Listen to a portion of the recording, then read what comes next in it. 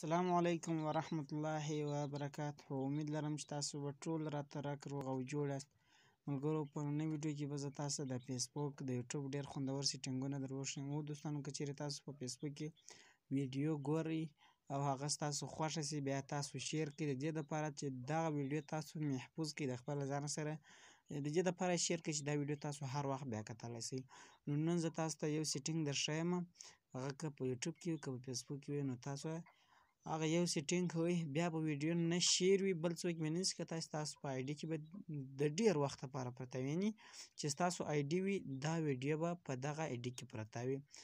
دغه ویډیو به بل څوک هم نشي کتلی، صرف او صرف تاسو کتلی شئ. نو ډېره خوندوره طریقه ده. دوستانو، ویډیو در پاره سره وګورئ او نور وخت نه اخلم، زه د ویډیو په طرف ویډیو شروع. نو د هغې دپاره به تاسو راسئ خپل فیسبوک په کلاو کړئ. کله چې مو فیسبوک کلاو کړو، نو دلته به تاسو دوستانو هغه ویډیو ورته انتخاب کړئ، یعنې چې کومه ویډیو تاسو ګورئ د هغې سره به تاسو دغه یو سیټینګ وکړئ. زه راځم دلته اوس یوه ویډیو ګورم او تاسو ته طریقه درښیم. نو زه راځم پاریو ته، یعنې د فیسبوک پاریو ته راځم. نو دا زه راغلم، دلته زه اوس یوه ویډیو تاسو ته درښیم. نو دوستانو، زما سره تاسو کتلی شئ، نیټ څه سلو دی.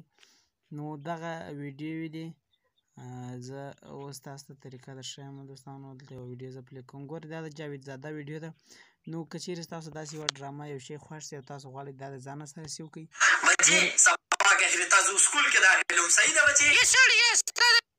ګورئ دا ویډیو ما پلی کړه. اوس به د دې ویډیو سره موږ کوم داسې کار کوو چې دا ویډیو زموږ سره د ډېره وخته پرته وي. نو دوستانو، د هغې دپاره به تاسو راسئ. ګورئ، دغه درې ډاټ دی، دا وینئ دوستانو، دا جمع نښان څنګ ته دغه درې ټکي دي. تاسو په دغه درو ټکو کلیک وکړئ. ښه دوستانو، چې کله مو په دې کلیک وکړو، تاسو ته دغسې صفحه خلاصېږي. دا وینئ دوستانو، کله چې داسې صفحه درته خلاص شوه، تاسو به ګوره راسئ، دغه اول اپشن دی سیو ویډیو. نو تاسو به دا سیو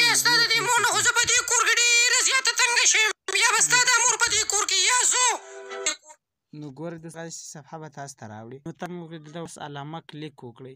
چې کله په دې کلیک وکړو، تاسو به که چیرې تاسو د دغې ویډیو یو نوم ورته لیکئ، هغه هم تاسو لیکلی شئ، او که چیرې دا دغسې محفوظ کوئ هم یې کولی شئ. نو اوس دلته تاسو یو نوم ورکړئ، هر نوم چې نو دلته اوس تاسو ته وایي دوستانو چې آیا تاسو غواړئ چې دا خالي د ځانه سره کښېږدئ، یعنې اونلی می، او که ستاسو دوستان هم ویني. نو زه وایم یا چې یوازې زما سره پرته وي.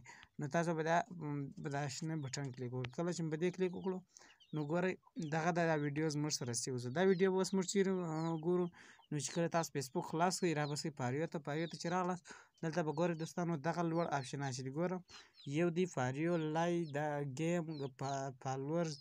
نو دلته به تاسو راسئ، نو دا به داسې پر سایډ راکش کړي. کله چې مو دا کش کړه، دا به داسې پر سایډ کش کړي. ګورئ لیکلي دي سیو. نو تاسو په دغه سیو کلیک وکړئ. ښه دوستانو، چې کله مو په سیو کلیک وکړو، تاسو ته یوه دغسې صفحه راځي. نو زما سره نیټ څه سلو دی، نو ګورئ هغه ویډیو دلته سیو شوې ده. دا نورې ویډیوګانې ما مخکې سیو کړي، تاسو کتلی شئ. دا ویډیو ما مخکې سیو کړي دي. تاسو به دلته ویډیو بیرته کتلی شئ. تاسو ګورئ هغه ویډیو همدغه ده، دا د دغه ځای څخه یو ځای هم نه ځي دوستانو. نو دا وه د فیسبوک طریقه.